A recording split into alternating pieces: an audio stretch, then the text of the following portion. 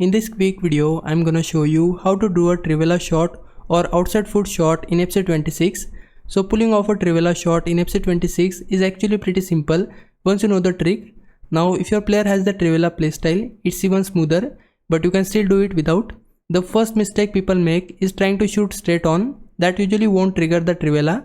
Instead, you need to adjust your body angle. Let's use Mbappe as an example. He's right footed, so you want to shape him so that the ball naturally falls to his outside foot. Think of it as lining him up slightly sideways instead of pointing directly at goal. From there, here's how you guarantee it. Hold L2 on PlayStation or LT on Xbox and shoot while your player is angled away from goal. That forces the Trivela animation almost every time. Just remember, if you press it while running straight at goal, the game might give you a flare shot instead. So it's all about positioning and timing. Angle of your strong foot, hold L2 or LT and take the shot. That's how you consistently nail those Trivela goals. Now if it was a big help, can you like this video and subscribe my channel. For now, thanks for watching. Bye bye.